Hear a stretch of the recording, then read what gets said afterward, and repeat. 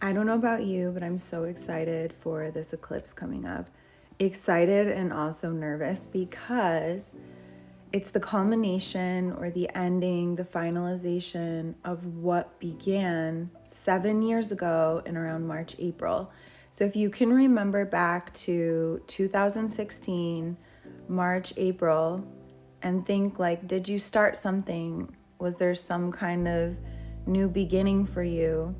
And that will give you a hint as to what is finalizing, what is accelerating, what is culminating for you in your life. So for example, this sign is in Libra, so it's typically a relationship type of theme, although it could be something else related to Libra themes.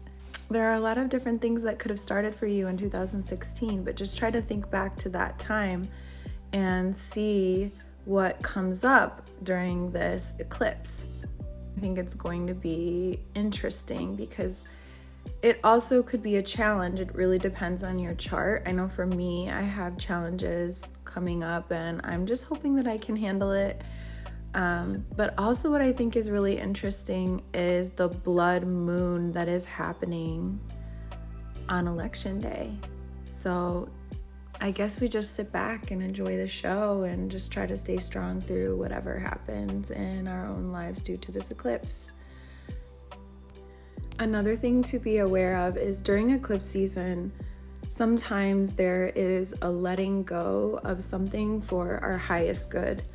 So this could mean losing something, someone, something that you've possibly invested in, or just something that has manifested in your life and it isn't really working for you anymore. Maybe it has in the past 7 years and it isn't working anymore for you.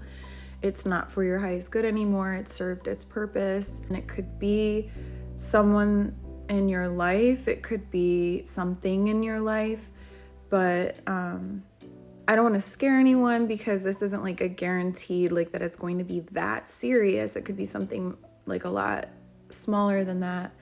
But the challenge during this eclipse is accepting the loss and dealing with it with an attitude of, this is what is for my best good. This is something that is for the best. And as much as it can be very difficult to accept losses when it is something we love or we have worked hard for or that we feel connected to, it's usually for the best.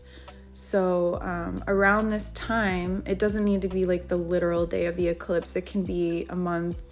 Usually the strongest energies are 2 weeks before and 2 weeks after, but you can feel it even starting now. You can start to feel the beginnings of the energies of the eclipse now. It can really have far-reaching effects, and it can be really difficult sometimes to let go of things in life because we're connected and we feel rooted when we have a foundation we can rely on. We're creatures that like stability, but the only stability in this world is really change, and it just can happen more slowly or more quickly. So cultivating an attitude of acceptance and trust that what happens is for the best, even though that's not always easy. So just as a tip for this coming eclipse.